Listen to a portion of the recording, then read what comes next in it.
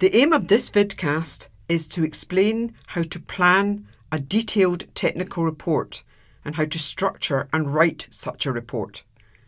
The first part of the workshop outlines introductory sections and illustrates the order of the report, explaining some of the terminology used.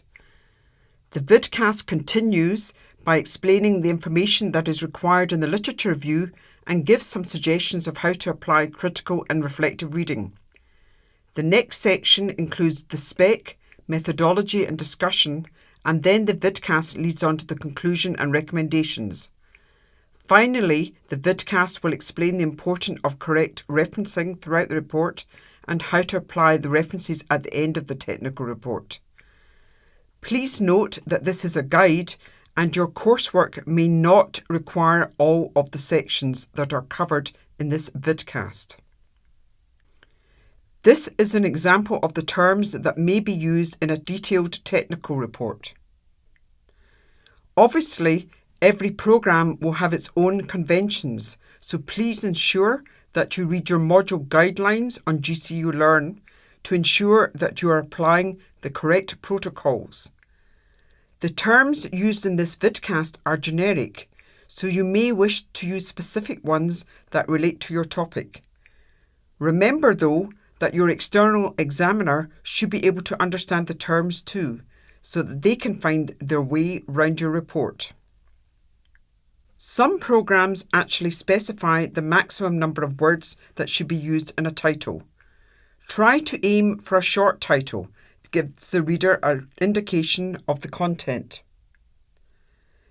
It is important because you want to engage the reader from the beginning. The title page should include the title of the report, the information required by your program, the matriculation number, the year, the title of the project, and often a word count is noted at the bottom of the page. Generally, pro formers are available on GCU Learn. A technical report's abstract briefly summarises the main aspects of the report, the methods employed, the major results, and the conclusions from those results.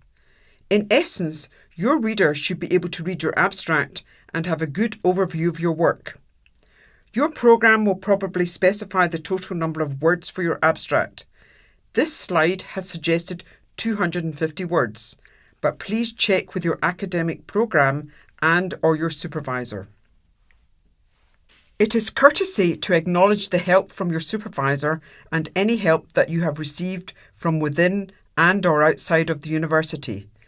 If you decide to put in a personal message thanking your immediate others for their support, please make it brief.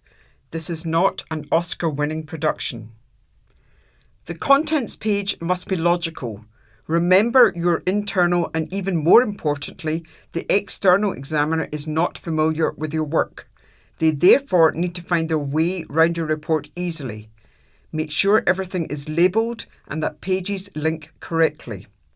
For more advice on how to collate the report, you could make an appointment with the Learning Development Centre. The nomenclature is a Latin term that refers to any specialist terms that you may have used in the report. Some students prefer to use the term glossary instead. If you do use glossary, the glossary of terms should appear at the back of the report just before the references. These two slides link in that the first slide gives a subheading of introduction. The non-technical reader should be able to understand the introduction. This section is usually approximately 10% of the total word count and is a major section of your report. A strong introduction sets the scene and should capture the reader's interest. It is helpful to break down the objectives, and one method that is often used is applying SMART objectives. The next slide illustrates how these SMART objectives are linked. The objectives should be measurable in that they are specific, measurable, attainable or achievable, realistic and time-bound in that they can be achieved in the time allocated for producing your report. The project should also justify to your reader why this project has been selected. Why is it of interest? You may wish to specify the market and/or the audience or the clients. Finish the introductory section by clearly stating the hypothesis or the research questions that are to be discussed. The literature section is a very important section of the report. This section acknowledges the pre-existing work and indicates where your project slots in.